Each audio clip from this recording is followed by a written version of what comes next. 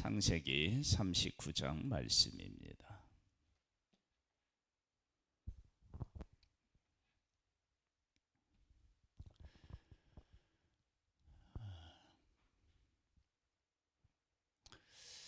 하나님께서는 하나님의 뜻을 이루기 위해서 사람을 하나님은 준비시키시는데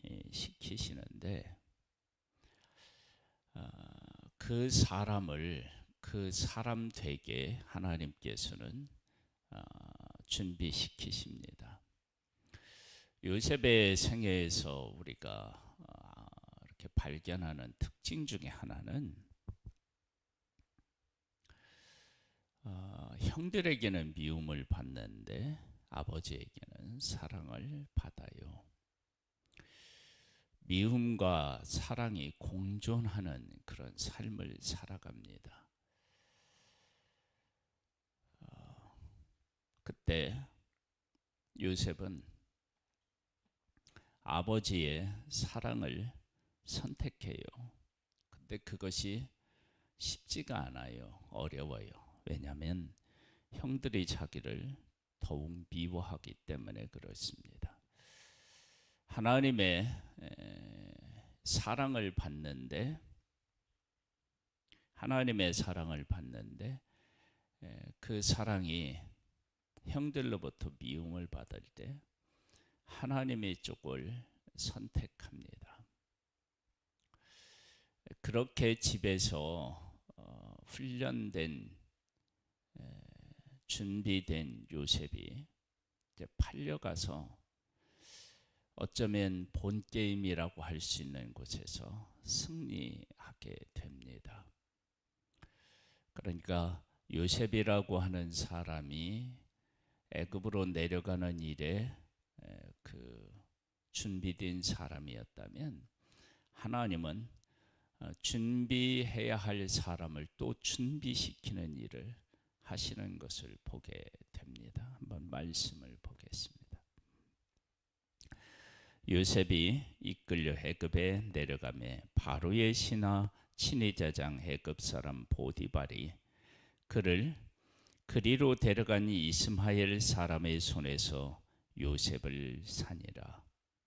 여호와께서 요셉과 함께 하심으로 그가 형통한 자가 되고 그의 주인 애굽 사람의 집에 있으니 그의 주인이 여호와께서 그와 함께 하심을 보며 또 여호와께서 그의 범사에 형통하게 하심을 보았더라.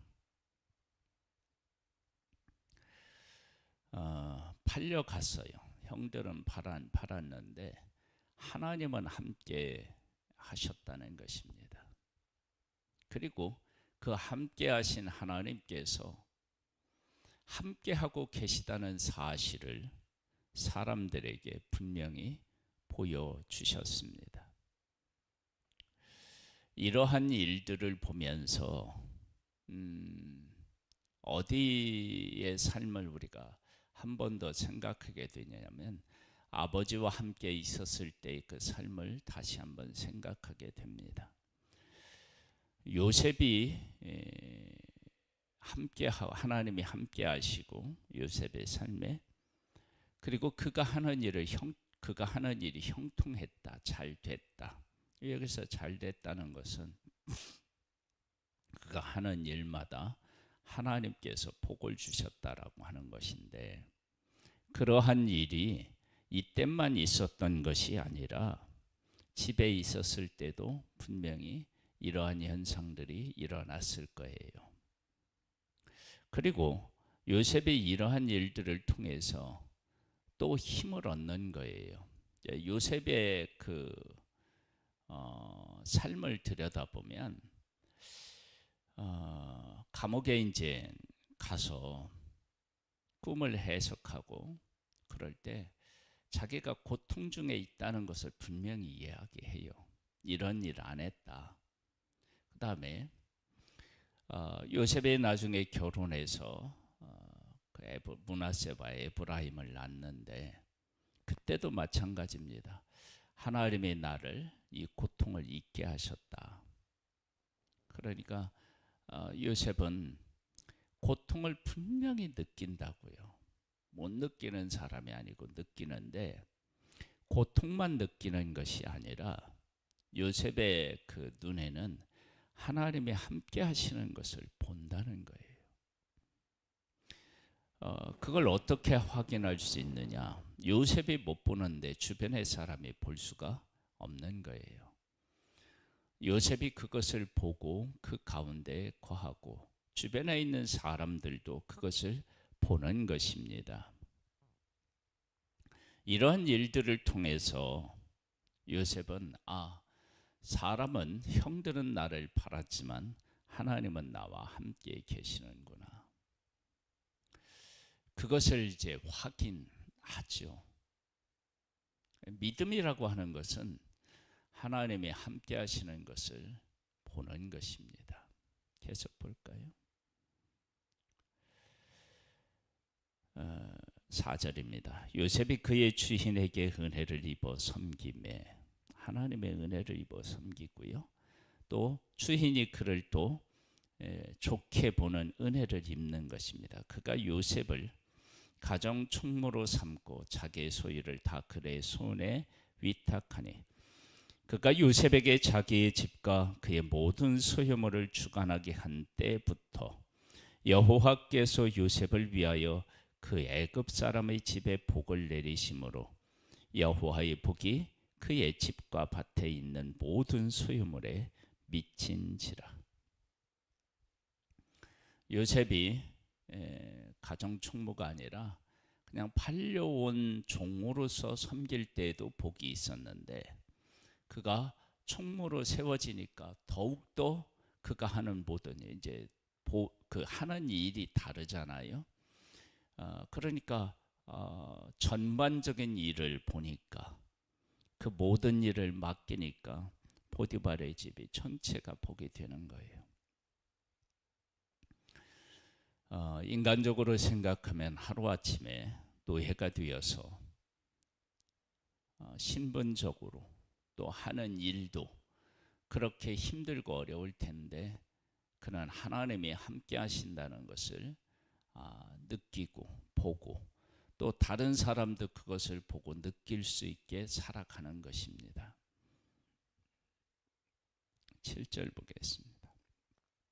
그 후에 그의 주인의 아내가 요셉에게 눈짓하다가 동침하기를 청하니, 요셉이 거절하며 자기 주인의 아내에게 이르되, 내 주인이 집안의 모든 소유를 간섭하지 아니하고 다 내 손에 위탁하였으니 그 집에는 나보다 큰 이가 없으며 주인이 아무것도 내게 금하지 아니하였어도 금한 것은 당신뿐이니 당신은 그의 아내임이라. 그런즉 내가 어찌 이 큰 악을 행하여 하나님께 죄를 지으리까. 요셉에게서 나타나는 아주 중요한 삶의 교훈은,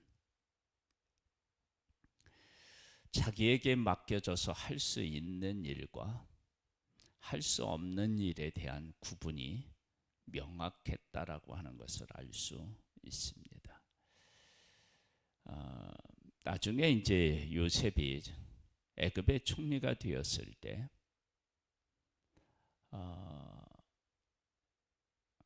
사람들이 이제 양식을 구하기 위해서 논도 팔고 밭도 팔고 짐승도 팔고 할 때 그 모든 것들을 다 누구에게로 돌리냐면 바로에게로 돌리고요. 그런 모습을 보면 자기의 기능적으로 해야 할 일과 자기가 취해야 될 일들, 이런 것들에 대한 구분이 있었죠. 그러니까 그런 구분에 따라서 아내의 유혹에 대해서 정확하게 이야기하는 것입니다. 여인이 날마다 요셉에게 청하였으나 요셉이 듣지 아니하며 동침하지 아니할 뿐더러 함께 있지도 아니하니라. 그러할 때 요셉이 그의 일을 하러 그 집에 들어갔더니 그 집 사람들은 하나도 거기에 없었더라. 그 여인이 그의 옷을 잡고 이르되 나와 동침하자. 그러나 요셉의 자기 옷을 그 여인의 손에 버려두고 밖으로 나가매 그 여인이 요셉이 그의 옷을 자기 손에 버려두고 도망하여 나감을 보고 그 여인의 집 사람을 불러서 그에게 이르되 보라, 주인이 히브리 사람을 우리에게 데려다가 우리를 희롱하게 하는도다. 그가 나와 동침하고자 내게로 들어오므로 내가 크게 소리를 질렀더니 그가 나의 소리 질러 부름을 듣고 그의 옷을 내게 버려두고 도망하여 나갔느니라 하고, 요셉은 그 아내의 유혹에 어떻게 해야 되느냐, 이 자리를 빨리 피해야 된다라고 생각하고 옷을 버려두고까지라도 피하게 됩니다. 그 옷 때문에 요셉은 또 이제 옥에 갇히게 되는데요. 계속 볼까요?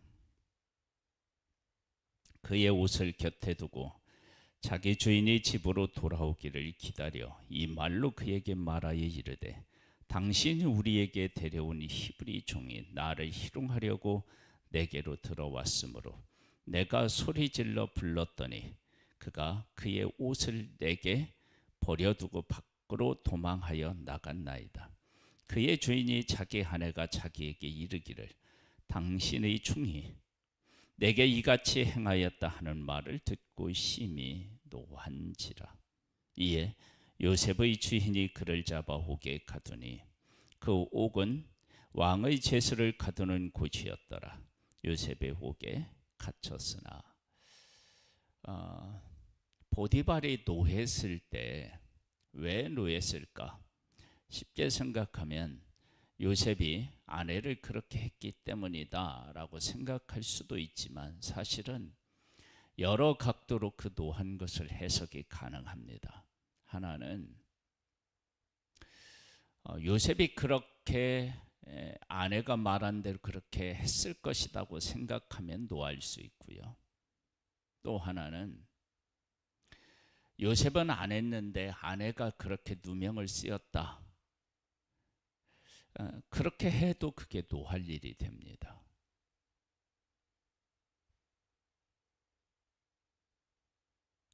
그리고 이렇게 하면 또 왜 노하게 되느냐 그러면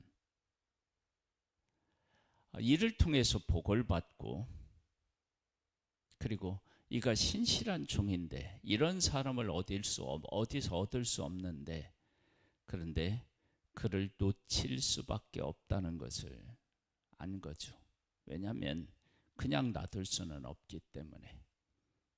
그런 해석들이 다 가능한데 아마 이런 것들이 복합적으로 작용했을 것이다, 그렇게 보여집니다.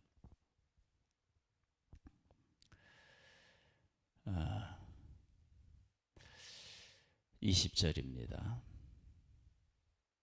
이에 요셉의 주인이 그를 잡아 옥에 가두니 그 옥은 왕의 제수를 가두는 곳이었더라. 요셉의 옥에 갇혔으나 여호와께서 요셉과 함께 하시고 그에게 인자를 도와서 간수에게 은혜를 받게 하시매. 야곱 같은 경우는 형 에서를 낯을 피하여 도망할 때 하나님께서 꿈에 나타나셔서 말씀하셨잖아요. 내가 너와 함께 한다. 내가 너에게 약속한 것을 다 이루기까지 너를 떠나지 아니한다. 분명하게 말씀하셨잖아요. 그렇죠? 그런데 요셉은 그렇게 말씀으로 그렇게 꿈에 나타나신 것이 아니라 그가 하는 일을 통해서 하나님이 함께하고 계심을 보여주셨다는 거예요. 그러니까 하나님의 각 사람들에게 나타나는 모양이 다르다라고 하는 사실을 알 수 있습니다. 그래서 이러한 일들은 요셉의 생애에 변함없이 계속 진행됩니다. 아버지 집에서도 이랬을 것이고요. 보디발의 집에서도 그랬고 감옥에서도 그렇고 애굽의 총리가 되었을 때도 요셉은 하는 일을 통해서 하나님이 드러납니다.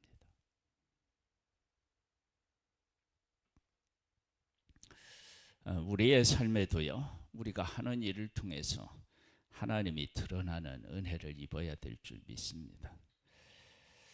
저 같은 경우도 말씀을 전한다. 그럼 말씀을 전하는 이 일에 하나님이 드러나셔야 되죠.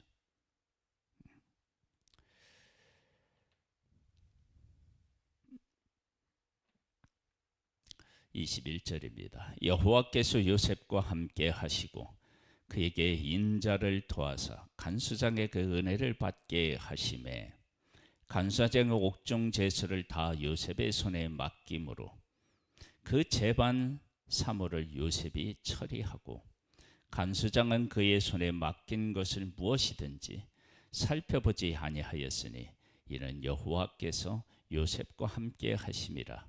여호와께 그것을 범사에 형통하게 하셨더라.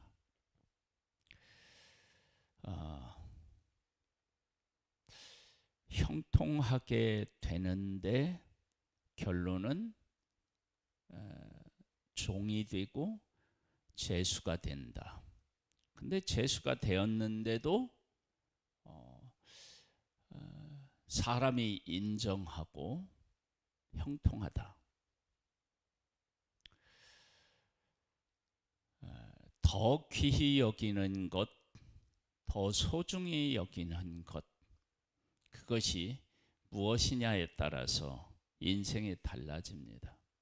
요셉은 하나님이 함께 하시는 것을 가장 소중하게 여겼기 때문에 형들이 팔은 것 때문에, 형들이 자기를 팔았다는 것 때문에 인생을 낭비하지 않았고요. 보디발의 아내가 자기에게 누명을 씌운 것 때문에 억울해서 자기의 삶을 포기하지 않았습니다. 그러면 요셉에게 있어서 가장 중요한 것은 하나님이 함께하고 계시다는 것을 안 거예요. 그리고 그 하나님이 함께 하시는 것을 바탕으로 해서 그의 삶을 살아냅니다. 그렇게 살아내니까 하나님께서 그를 어떻게 하셨느냐? 일적으로는 형통하게 하시고요. 사람에게는 인정을 받는 거예요. 얼마만큼 인정을 받느냐? 맡긴 건 돌아보지 않아요. 그건 제대로 처리했다는 거예요. 그 인정해 주는 거예요. 이런 일들을 통해서 요셉은 사람이 내게 맡기고 하는 것만 귀하게 된 것이 아니라 하나님이 함께 하셔서 이러한 일들이 일어났구나. 그걸 안 거예요. 그걸 어디서 아느냐? 그러면 요셉의 아내가 유혹했을 때 요셉에게서 툭 튀어나온 말이 뭐냐면 내가 하나님 앞에 죄를 지을 수 없다. 하나님이 함께 계시다는 것을 안 거죠. 그러니까 자기의 삶에서 형통하게 되는 것은 하나님이 함께 하셨기 때문이다 라고 하는 것을 아는 것입니다. 우리의 삶에서 가장 중요한 것이 뭐냐? 사람이 내게 어떻게 했다? 내 환경이 어떠하다? 이런 것이 아니라 하나님이 내 삶에 함께하고 계시다. 함께하고 계시는 하나님이 내 삶을 이렇게 복되게 하고 계시다. 그래서 그 하나님과 함께 내 삶을 살아내는 것, 그게 우리의 삶에서 가장 중요한 일입니다. 요셉은 그렇게 실패하는 것 같으면서도 날마다 승리한 사람, 성공한 사람, 불통하는 것 같으면서도 형통한 사람으로 살았습니다. 우리의 삶에 임마누엘의 하나님이 우리의 삶에서 드러나고 그 하나님 때문에 오늘도 형통한 복된 날 되시기를 주님의 이름으로 축복합니다. 하나님 아버지, 우리와 함께 해 주셔서 감사함을 드립니다. 하나님과 함께하는 복된 삶임을 깨달아 알고 함께 하시는 하나님이 내 생애 속에 가장 중요하게 여겨지고 그 하나님이 내 삶 속에서 드러나는 것 때문에 내 삶이 복될 수 있는 은혜를 베풀어 주옵소서. 예수님의 이름으로 기도드립니다. 아멘. 하늘에 계신 우리 아버지여, 이름이 거룩히 여김을 받으시오며 나라에 임하옵시며 뜻이 하늘에서 이룬 것 같이 땅에서도 이루어지리이다. 오늘날 우리에게 일용할 양식을 주옵시고 우리가 우리에게 죄 지은 자를 사하여 준 것 같이 우리 죄를 사하여 주옵시고 우리를 시험에 들게 하지 마옵시고 다만 악에서 구하옵소서. 내게 나라와 권세와 영광이 아버지께 영원히 있사옵나이다. 아멘.